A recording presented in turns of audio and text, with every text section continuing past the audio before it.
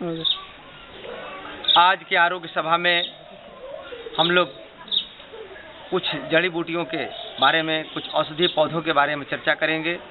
और हमारे हाथ में सहजन का एक पौधा है और सहजन हम लोग बचपन से खाते आए हैं, बचपन से इसके पेड़ को देखते आए हैं कि सहजन हमारे लिए कितना गुणकारी है, कितना लाभकारी है। तो इसके बारे में हम आज थोड़ी चर्चा करेंगे और हम अपेक्षा करते हैं कि आप इसका सेवन हमेशा करेंगे तो आपके लिए बहुत ही लाभकारी होगा। यदि किसी को हाई ब्लड प्रेशर है तो सहजन के पत्ता इतना तोड़ लेते हैं, 15-20 पत्ता, और इसको दूध में डाल करके इसे खौला दें चाय की तरह, या इसे पानी में खौला करके यदि सुबह शाम खाली पेट में पीते हैं तो ये हाई ब्लड प्रेशर के लिए बहुत बढ़िया है। ये सहजन का आप फली भी ले सकते हैं, उसे हृदय रोग में भी बहुत लाभकारी होता है। यदि सहजन को आप छोड़ देते हैं पेड़ पर और पक जाता है और बाद में फट के उसका बीज निकल जाता है मूंगफली के जैसा, तो उसका भी आप सेवन कर लेते हैं। और सहजन का जो सब्जी के रूप में इस्तेमाल करते हैं, हल्का मसाला दे करके, गांव में देखते हैं कि जब सहजन बनाते हैं तो पूरा उसमें मसाला डालते हैं, तो मसाला उसमें हल्का डालना है, यानी उबालने जैसा इसका प्रयोग करना है।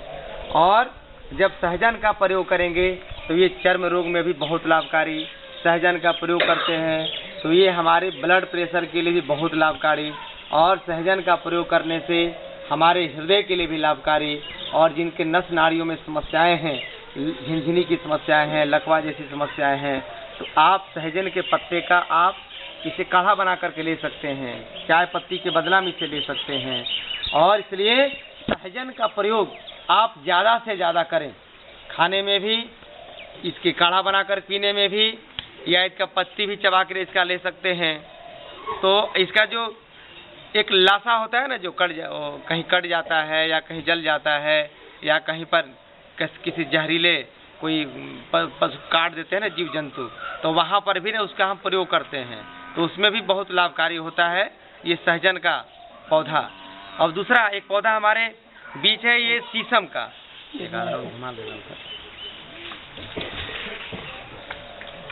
अभी हम आरोग्य सभा में सभी उपस्थित हैं, आप लंबे गहरे सांस को भरते रहेंगे और सांसों को भरते समय में आप महसूस करिए कि मेरा फेफड़ा पूरा फैल रहा है, पेट आपका जस का तस रहे। सांस भरिए पूरा।